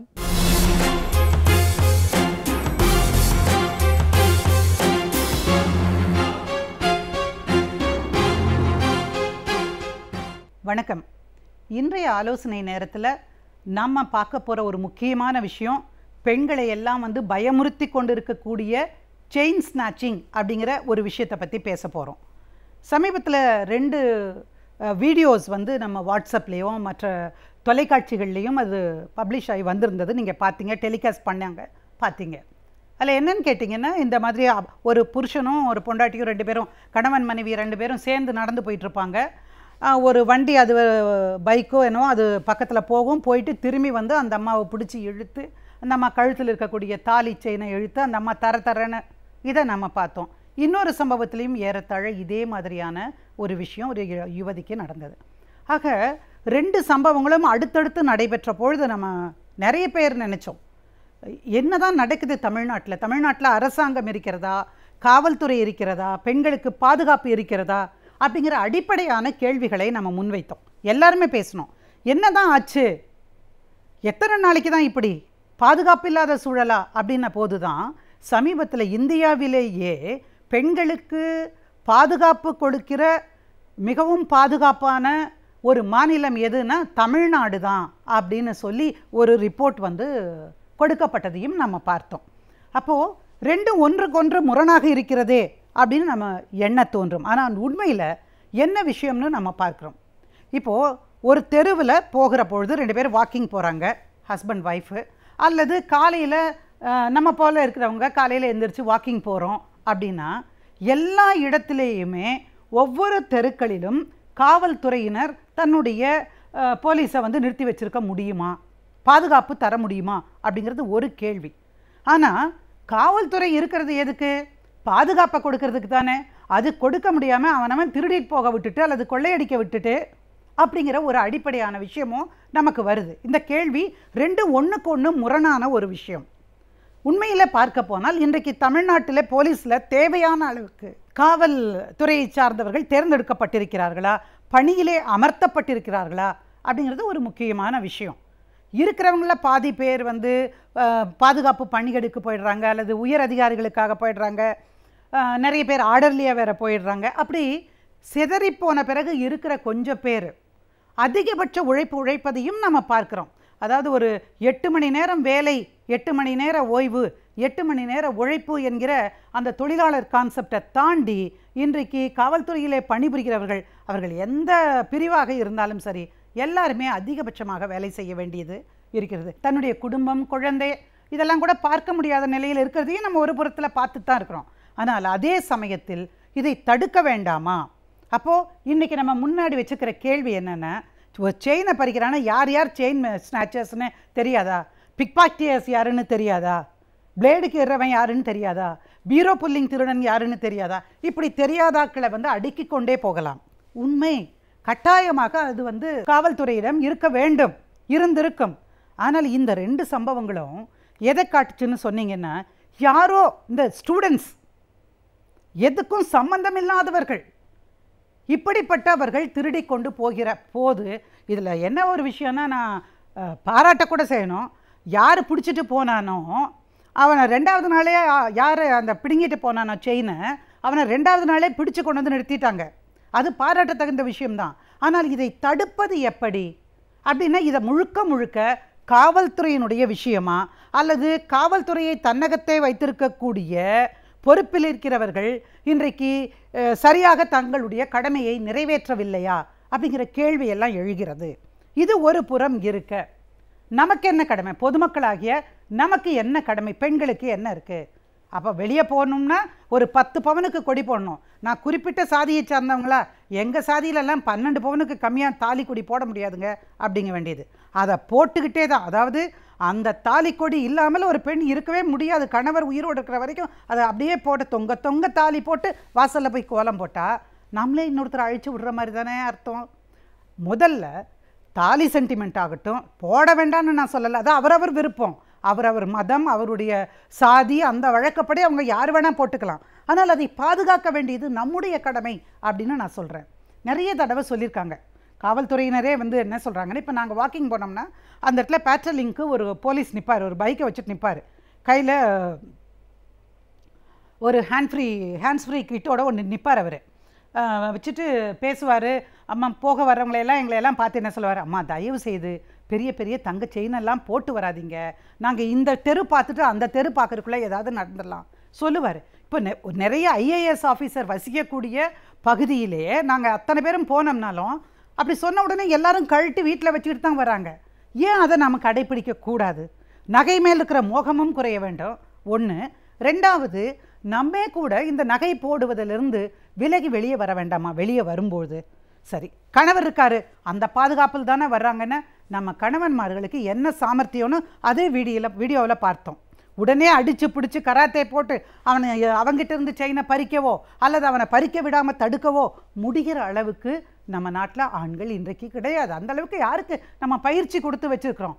அப்போது பாதுகாப்பு என்பது கணவரிடம் இல்லை, எனவே காவல்துறை தான் கொடுக்கணும்னா ஒவ்வொரு இடத்துலையும் கொடுக்க முடியாது. அப்போ நம்ம என்ன செய்யலாம் அப்படின்னு நான் யோசிக்கணும். அப்போ இது யோசிக்கிற பொழுது தான் எனக்கு உண்மையிலேயே இந்த யங் ஜெனரேஷன் மேலே, இளைய யுவதிகள் மேலே ஒரு பெரிய சந்தோஷமும் ஒரு பாராட்டும் எனக்கு தோணுது. என்னன்னு கேட்டிங்கன்னா, இந்த பொண்ணுங்ககிட்டையெல்லாம் நீ நகை வாங்கிக்கோமா, நகை போட்டு போமானா போடாதுங்க, அப்படியே வற்புறுத்தி வெறுங்கழுத்தோடு இருக்காதடமா அப்படின்னு சொன்னால் ரொம்ப மெல்லிஸாக ஒரு அரை பவுனில் செயின் இருக்கிற மாதிரி இருந்தால் அவ்வளோ மெல்லிஸாக போட்டுட்டு போகுங்க. அது ஒன்று. பெரும்பாலான பெண்கள் எல்லாம் ஃபேஷன் ஜுவல்லரி அப்படின்னு போட்டு மரத்தில் செஞ்சது, மண்ணில் செஞ்சது, பிளாஸ்டிக்கில் செஞ்சது, சாதாரண முத்தில் செஞ்சது, பாசியில், இப்படி ஃபேஷன் ஜுவல்லரிக்குள்ளே போயிட்டாங்க. அப்போ அவங்க எத்தனை தூரம் நடந்து வெளியே வந்தாலும் கூட இன்றைக்கு அவங்களுடைய செயினை யாரும் ஸ்நாச் பண்ணுறது கிடையாது. இப்போது ஒன்று, காவல்துறை மீது குற்றம் சொல்லுவதை விட்டு நாமே கூட நம்மை காப்பாற்றி கொள்ள வேண்டும் என்று சொன்னால் தங்கத்தின் மீது இருக்கக்கூடிய மோகத்தை விட வேண்டும்.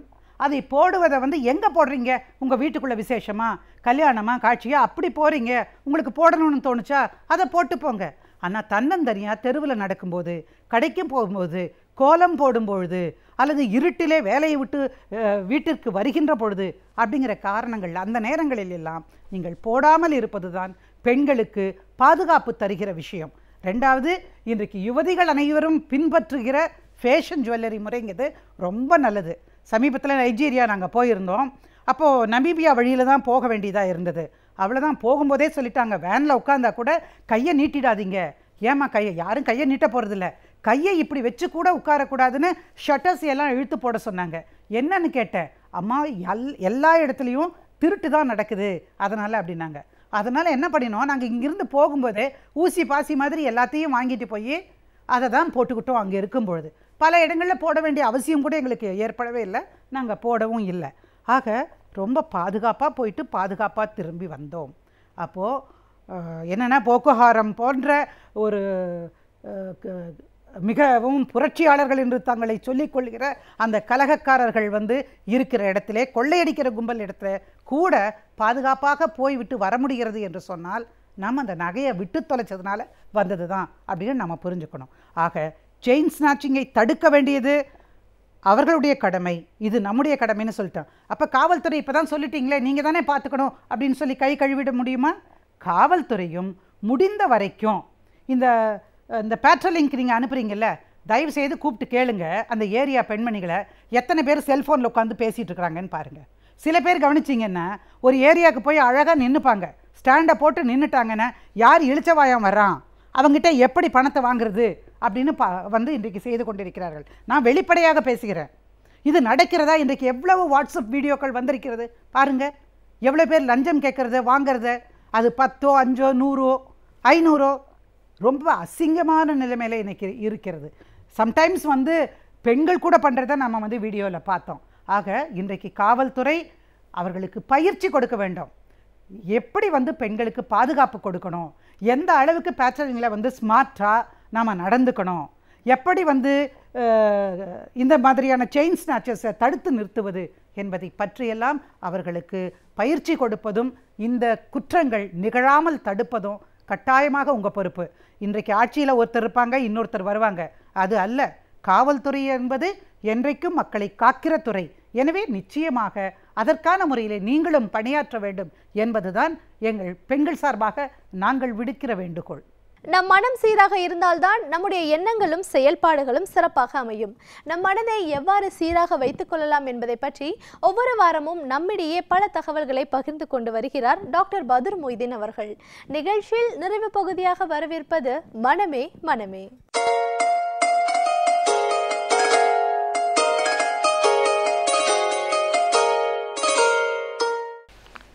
வணக்கம் நேயர்களே, நாம் இப்பொழுது லாங் டேர்ம் மெமரி பற்றி பார்க்க இருக்கின்றோம். லாங் டேர்ம் மெமரி என்பது மெமரியில் மிக முக்கியமான மெமரி, நினைவகம். லாங் டேர்ம் மெமரி தான் நம்முடைய வாழ்க்கை அமைந்திருக்கின்றது. லாங் டேர்ம் மெமரி என்பது மிகப்பெரிய கெப்பாசிட்டி உள்ளது. அது அன்லிமிட்டெட், எவ்வளவு வேணாலும் இருக்கும். காலங்களும் அன்லிமிட்டெட் காலங்கள், எத்தனை வருஷம் ஆகும், 100 ஆண்டுகள் கூட நினைவு வைத்திருக்கலாம். ஷார்ட் டேர்ம் மெமரி என்பது நிமிடங்கள் முதல் ஹவர்ஸ் வரைக்கும் தான். சென்சரி மெமரி என்பது செகண்ட்ஸ் முதல் நிமிடங்கள் வரை தான். லாங் டேர்ம் மெமரி என்பது ஹவர்ஸ் முதல் இயர்ஸ் வரை, எத்தனை வருடங்களும் அதில் நீங்கள் வைத்திருக்கலாம், மறக்கவே மறக்காது. அதே நேரத்தில் கெப்பாசிட்டி, மிகப்பெரிய கெப்பாசிட்டி, அன்லிமிட்டெட், எவ்வளோ வேணாலும் டம்ப் பண்ணலாம், எவ்வளோ வேணாலும் பண்ணிக்கலாம் லாங் டேர்ம் மெமரியில். அதுபோல் ஒரு மெமரி தான் லாங் டேர்ம் மெமரி என்பது. இந்த லாங் டேர்ம் மெமரி இதுதான் நமக்கு மிக முக்கியமான மெமரி என்று சொல்கின்றோம். லாங் டேர்ம் மெமரியில் என்ன ஆகும் என்றால், படிப்பு தவிர மற்ற எல்லாமே ஈஸியாக சென்றுவிடும். பாட்டுக்கள், பேச்சுகள், வேண்டாதது, விரும்பாதது, தேவையில்லாத ஐட்டங்கள்லாம் நேர் லாங் டேர்ம் மெமரிக்கு போயிடும். அது மறக்கவே மறக்காது. எத்தனையோ பேர் பார்க்கின்றோம், அறிவுத்திறன் குறைந்தவர்கள்லாம் பாட்டு நல்லா பாடுகின்றார்கள். பாட்டு என்பது நமக்கு அந்த காலத்தில் என்ன செய்தார்கள்னா, குழந்தைகளுக்கு பொதுவாக சின்ன வயதில் நாம் பள்ளியில் பார்க்கின்றோம், எல்கேஜிலாம் பார்க்கின்றோம், ரைம்ஸ் தான் சொல்லி தருவாங்க. ஏன் ரைம்ஸ் சொல்லி கொடுக்குறாங்க என்றால், ரைம்ஸ் என்பது சீக்கிரமாக லாங் டேர்ம் வரைக்கும் போயிடும். இன்னும் ட்விங்கிள் ட்விங்கிள் லிட்டில் ஸ்டார் ஞாபகம் இருக்கின்றது. எப்படி ஞாபகம் இருக்கின்றது? பாட்டுக்கள். தமிழ், அதாவது மருத்துவத்தில் எடுத்துக்கணும் என்றால் சுக்குமி, லகுதி இப்படின்னு சொல்வார்கள். இதுபோல் பாட்டுக்கள் மூலமாக தான், அந்த காலத்தில் பாட்டுக்கள் மூலமாகத்தான் அவர்களை இந்த விஞ்ஞானத்தை வளர்த்தார்கள். மருத்துவம் என்பது பாட்டுகள் மூலமாக, ஒவ்வொரு நோய்க்கும் ஒரு பாட்டு இருக்கும். அந்த பாட்டிலே அதனுடைய ட்ரீட்மெண்ட் என்பது வந்துவிடும். அந்த பாட்டை சொல்லிவிட்டால் ட்ரீட்மெண்ட் வந்துவிடும். இந்த நோய்க்கு இந்த பாட்டு என்று அர்த்தம். ஏனென்றால் பாட்டின் மூலமாக பாட்டுகள் மிக எளிதாக, அதாவது லாங் டேர்ம் மெமரிக்கு சென்றுவிடும். படிப்பு என்பது தான் மிக மிக மிக கஷ்டம். லாங் டேர்ம் மெமரிக்கு போவது மிக கஷ்டம். இதை கண்டுபிடித்தவர் எபிங்கஸ் என்பவர் 1800ஆம் ஆண்டு அதை கண்டுபிடித்து விட்டார். மெமரி பொறுத்த வரைக்கும் அதிகமான ஆராய்ச்சிகள் இருந்தது. அதிகமான பேர்கள் இதில் ஆராய்ச்சியாளராக இணைந்தார்கள். அதிகமான பேர்கள் பங்கேற்றார்கள். அதிகமான பேர்களை பணியாற்றினார்கள். அதிகமான பேர்கள் பேர் வாங்கினார்கள். ஏனென்றால் இது மிக முக்கியமான ஒன்று, வாழ்க்கையில் மிக முக்கியமான ஒன்று மெமரி என்பது. அதனால்தான் அத்தனை மெமரிக்கு அத்தனை விஞ்ஞானிகளாக எத்தனையோ பேர் நொபேல் பரிசு வாங்கியிருக்கிறார்கள். எத்தனையோ விஞ்ஞானிகள் இதில் கலந்திருக்கின்றார்கள். எத்தனையோ பேர்கள் இதில் சம்பந்தப்பட்டிருக்கின்றார்கள். ஏனென்றால் இது முக்கியமான ஒன்று என்பதற்காக ஒவ்வொருவரும் இன்று வரை அதற்கு ஆராய்ச்சி நடந்து கொண்டு தான் இருக்கின்றது, அதை பற்றி என்ன என்று. ஆகவே லாங் டர்ம் மெமரியில் மிக முக்கியமானது பாட்டுக்கள். மற்ற தேவையற்ற விஷயங்கள் எல்லாமே மிக எளிதாக சென்று விடுகிறது லாங் டர்ம் மெமரிக்கு. ஆனால் படிப்பு என்பது மிக மிக மிக கஷ்டம். ஒருவேளை அதனால்தான் அந்த காலத்தில் பொறுத்தவரை படித்தவர்களுக்கெல்லாம் மரியாதைன்னு சொன்னார்களே, பொதுவாக அதுதான் போல் தெரிகின்றது. அதை படித்தவர்கள் மட்டும் சொல்ல முடியாது. அதாவது நம்முடைய கவிஞர்களால் சொல்கின்றார்கள். அதாவது படித்து பெற்றவர்கள் 1000 பேர், அதாவது படிக்காதவர்களும் மேதைகளும் உண்டு, படிக்காத மேதைகளும் பாரிகளும் உண்டு என்று கூறினார்கள். படிக்காத மேதைகளும் இருக்கின்றார்கள். லாங் டர்ம் என்பது படித்தவர்கள் மட்டுமல்ல, எல்லாருக்கும் சொந்தம்தான். படிக்காத மேதைகள் இருக்கின்றார்கள். கர்மவீரர் காமராஜ் அவர்கள், நம்முடைய தமிழக தலைவர் டாக்டர் கலைஞர் அவர்கள், புரட்சித் தலைவர் எம்ஜிஆர் அவர்கள் படிக்காத மேதைகள். படித்து கல்வி அறிவு பெற்றவர்கள் 1000 பேர் இருந்தாலும் படிக்காத மேதைகளும் பாரிகளும் உண்டு என்று அழகாக கவிஞர் பாடினார்கள். அதன் மேதைகளும் இருக்கின்றார்கள். ஆகவே அவர்களுக்கு என்ன பார்த்துக்கொள்ள வேண்டும், படிக்காமல் அவர்கள் அவ்வளவு லாங் டர்ம் மெமரி கொண்டு சென்றார்கள் என்றால் அவர்களோட திறமை எப்படி இருக்கும் என்று நீங்கள் பார்த்துக்கொள்ள வேண்டும். படிப்பு என்பது மிக கவனம் செல்வது. படிக்காத மேதைகள் அவர்கள் எந்த அளவுக்கு அவர்கள் கஷ்டப்பட்டிருப்பார்கள், எந்த அளவு அவர்களுடைய கல்வியை அவர்கள் லாங் டர்ம் மெமரி கொண்டு செல்வதற்கு என்ன பாடப்பட்டிருப்பார்கள். உழைத்தவர்கள் தான், உழைக்காமல் அல்ல. ஆகவே உழைப்பு என்பது படிப்பும் ஒரு உழைப்பு போலதான். படிப்பு என்பது உழைப்பு போலதான். மாணவர்களே, இது உழைப்பாக எடுத்துக்கொள்ள வேண்டும். படிப்பு என்பது ஒரு கட்டாயமான ஒன்று, கடமை, உரிமை எல்லாம் உண்டு. நம்முடைய வேலையை படிக்கிறது தான் நம்முடைய வேலை.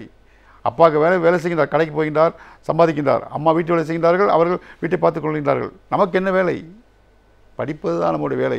நம்ம அதை மறந்துவிட்டு மற்ற வேலைகளில் ஈடுபடுகின்றோம். படிப்பது நம்முடைய வேலையாக இருக்க வேண்டும். படிப்பு என்பது மிக கஷ்டமான ஒன்று. அங்கே செல்வது, அது நாம் எப்படி நாம் அதை கொண்டு செல்ல வேண்டும் என்று பார்ப்போம். அதாவது பொதுவாக எடுத்துக்கொள்ளும் என்றால் எல்லோரும் சொல்கின்றோம் மலரும் நினைவுகள் என்று. சமீபத்தில் ஒரு சினிமாவுக்குள் வந்தது. அதாவது பழைய ஞாபகங்கள்லாம் வருகின்றது. ஏன் எல்லோரும் எடுத்துக்கொள்ளும் என்றால் பள்ளி பருவத்தை கூறுகின்றார்கள். ஞாபகம் என்றால் பள்ளி பருவம். என்னுடைய பள்ளி பருவம் நன்றாக இருந்தது. எல்லாருக்கும் பள்ளி பருவம் சிறப்பாக இருந்ததுன்னு சொல்ல முடியாது. பள்ளி பருவங்கள் சிறப்பான ஒன்று தான். இருந்தாலும் கல்லூரி பருவங்கள் அதை விட நன்றாக கூட இருந்திருக்கலாம். பள்ளி பருவத்தில் இருந்த இன்பங்கள், இந்த மகிழ்ச்சிகள், இந்த மகிழ்வுகள், அதைவிட மகிழ்ச்சி என்பது அதிகமாக இருந்திருக்கலாம் கல்லூரி படிப்பில், கல்லூரி காலத்தில். ஆனால் எல்லோரும் பொதுவாக கூறுவது பள்ளி பருவத்தில் தான். பள்ளியில் உள்ள மகிழ்வை தான் அவர்கள் மகிழ்வாக எடுத்துக்கொள்கிறார்கள். காரணம் ஏன்? பள்ளி பருவம் இருக்கின்றது அந்த 5 வயது முதல் 11 வயது வரை. அந்த பருவத்தில் ஏற்படக்கூடிய நிகழ்வுகள் எல்லாம் மனதில் மறப்பதே இல்லையாம். கடைசி வரை, ஒரு மனிதனுடைய உயிர் மூச்சு பிரியும் வரை அவை ஞாபகத்தில் இருக்கும், லாங் டர்ம் மெமரியில். அதனால்தான் நம்ம எல்லோரும் பள்ளியை நாம் தேர்ந்தெடுக்கின்றோம். பள்ளியினுடைய வாழ்க்கையில் நம்மளுடைய நினைவுகள், மகிழ்வுகள் எல்லாம் நாம் பகிர்ந்து கொள்கின்றோம் பள்ளி என்று.